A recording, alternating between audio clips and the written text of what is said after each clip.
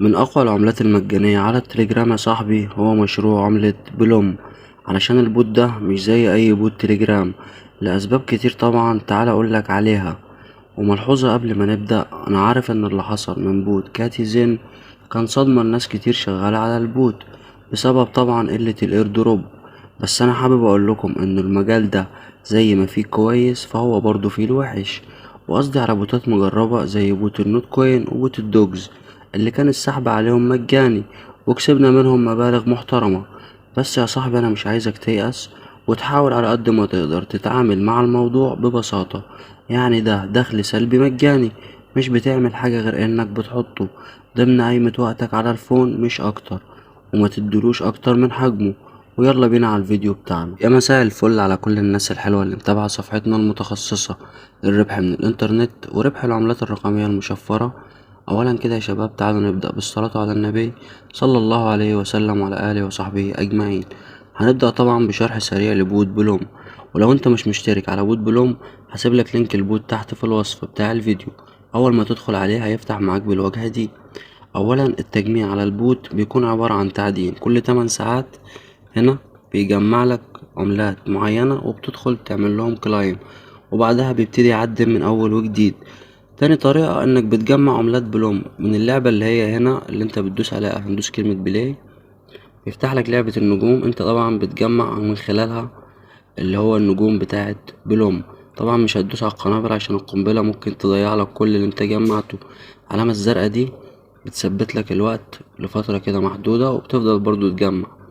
خليك فاكر ان اللعبة دي انت بتجمع منها عملات كويسة، بس لو انت اشتغلت عليها كويس. انا على كده يعني بص مش مهتم وبدوس وخلاص، وجمعت اهو 60 قطعة بلوم. انت ممكن تجمع 200، ممكن تجمع 400. تمام يا باشا. طبعا انت الكروت دي اللي هي دي كروت دي يا صاحبي انت بتجمعها عن طريق ان انت بتسجل يوميا على البوت. يعني ممكن كل يوم تاخد 7 كروت دي يوميا. انت بس كل اللي بتعمله انك بتعمل تسجيل دخول.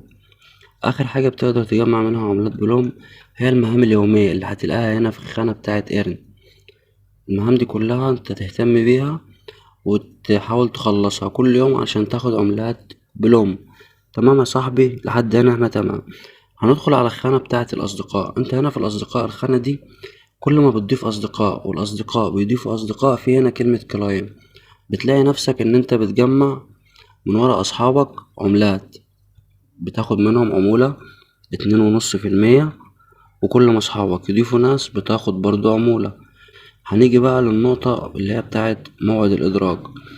موعد الإدراج يا صاحبي لحد دلوقتي لم يتم الإعلان عنه رسميا، واللي يقولك ميعاد إدراج العملة الشهر ده يوم 20/9 ما تصدقش، عشان دي مجرد إشاعات. وهثبت ده طبعا لما هنروح على التويتر. آخر حاجة هنا في البوت الوالت اللي هي المحفظة، بتدخل عليها. طبعا مش بيكون فاتح لك الكلام ده كله، بيقولك اربط محفظة التون كيبر. طبعا هتربط التون كيبر. بعد ما بتربط التون كيبر بيروح يفتح لك محفظة بلوم نفسها. اللي أنا فيها دي محفظة بلوم نفسها. تمام يا باشا.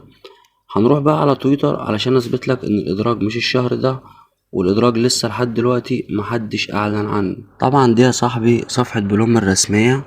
وهننزل لتحت لحد المنشور ده اللي هو مكتوب عليه ايه، نوت يت، يعني ليس بعد. واللي كاتب المنشور ده واحد من مؤسسين عملة بلوم اسمه فلاديمير. هندخل كده على المنشور وهنترجمه مع بعض.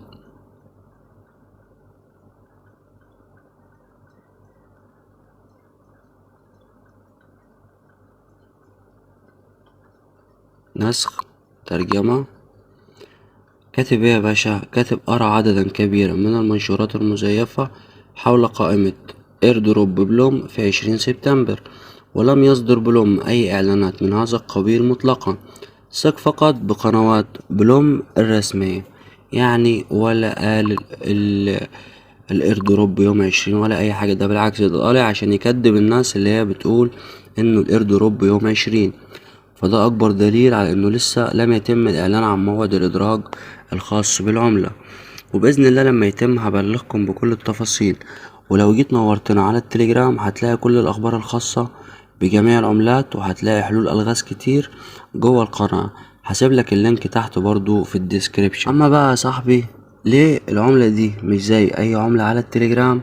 لانه حضرتك اللي متعرفوش انه مؤسس بوت بلوم هو واحد من مؤسسين منصة باينانس، ودي نقطة حط تحتها 1000 خط، عشان دي حاجة تثبت لك قوة العملة، وان اللي شغالين عليها مش مجرد هو، لا دي ناس فاهمة وعارفة هي بتعمل ايه كويس.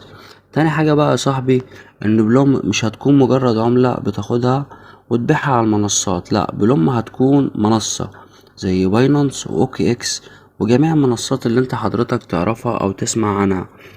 فدي حاجة كبيرة مش عادية، لان معظم المنصات اللي ليها عملة خاصة بيها بتكون سعرها عالي.